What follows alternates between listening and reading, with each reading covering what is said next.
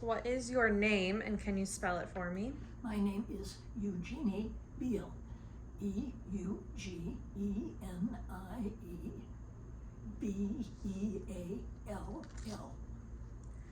Did you enjoy going to school as a kid?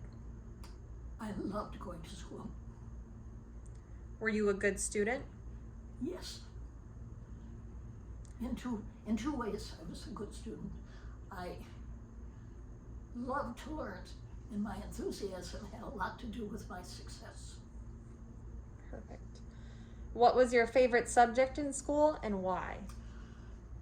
Always, from kindergarten through the conclusion of graduate studies, and even today as a lifelong learner, reading, literature primarily, and poetry especially. Why is that your favorite?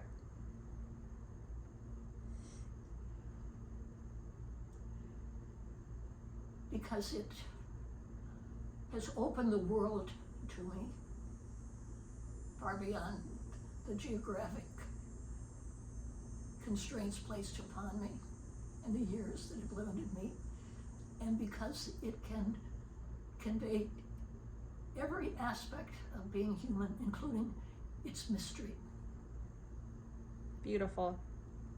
Who was your favorite teacher, and why did you like them? Now, I'm going to give away one of your secrets.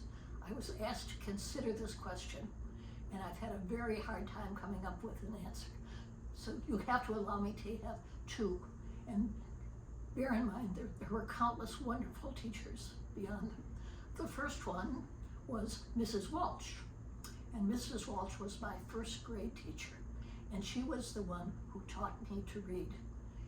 It's always been a mystery to me how I learned, and it opened the most important experience in my life to me. So we begin with Mrs. Walsh, and then I'd like to speak to Myron Horowitz, the 26-year-old newly minted teacher who taught journalism when I was in high school. Both what he taught all of us about communication, about valid research being an ethical necessity, and the fact that he introduced me to the University of Michigan, where I did my wonderful undergraduate work. Perfect. What's the best advice you've ever received from a teacher?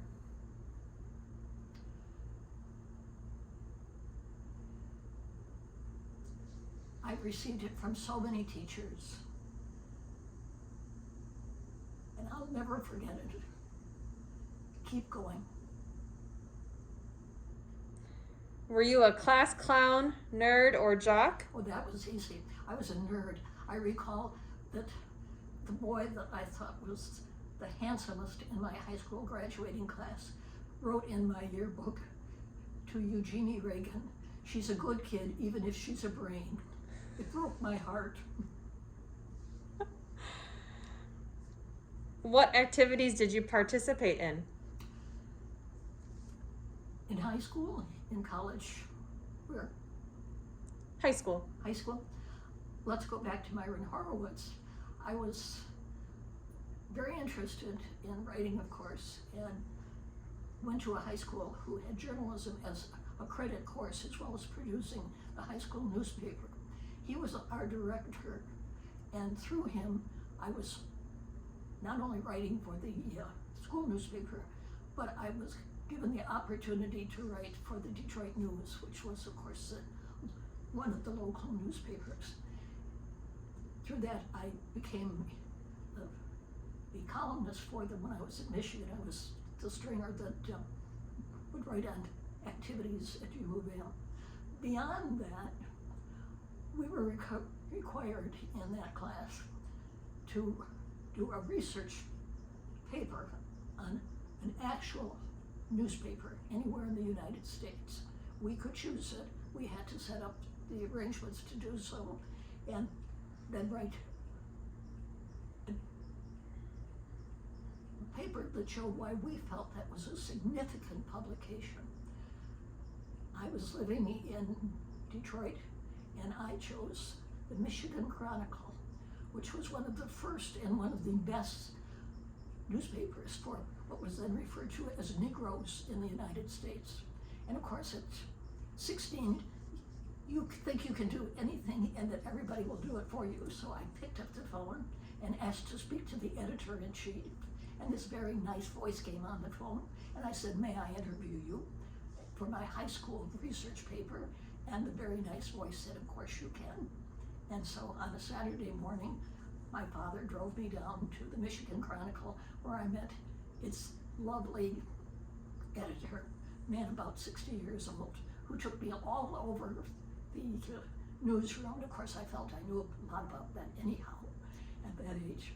But it was a wonderful experience, and one of the best exposures to the multiculturalism that was part of being a Detroiter, and I will always be grateful to that man. He made one request, that he would be allowed to read my paper, not before I submitted it, but afterwards, and wrote me a lovely note about it afterwards. It all began with Myron Horowitz, so we've come full circle. Awesome. What was your favorite school lunch?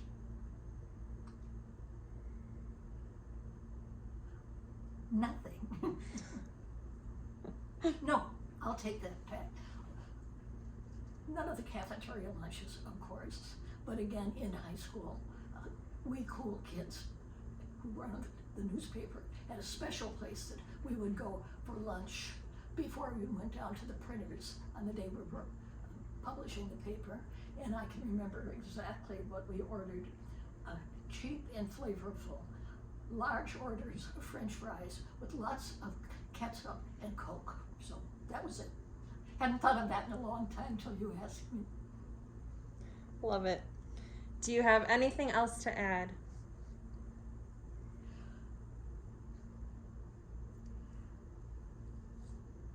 This, as I understand it, is something that will reach the community, and so I would like to speak to one of the reasons I chose Samaritas for what I believe will be my ultimate home, and it is a home.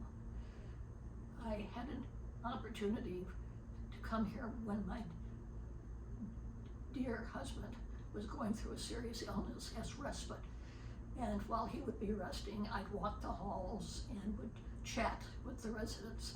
But that was about 7 years ago, no more like 10. And so when the time came for me to choose a place to live, I looked at all the places in the community. Fortunately, I had freedom of choosing any of them, and came full circle. Started with Samaritas and came full circle for the same reason.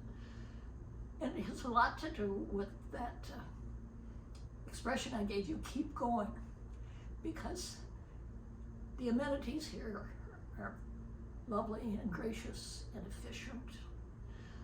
But beyond that, and beyond that, I would point to two things. One of them is that the mission of Samaritas speaks to my spiritual values in many ways. And that mission is witnessed by all the people here who have cared for us since I came immediately before the pandemic without ever knowing I was going to have to live here. So it was witnessed to by how they cared for us and cared about us, but it was also and remains witnessed by the residents, who are people who, at a great age, many of them older than I, believe it or not, still keep going. An interesting, vital community, courteous and open-minded in its dealings with one another. But every dinner is a pleasure because of the conversation I have with those around us.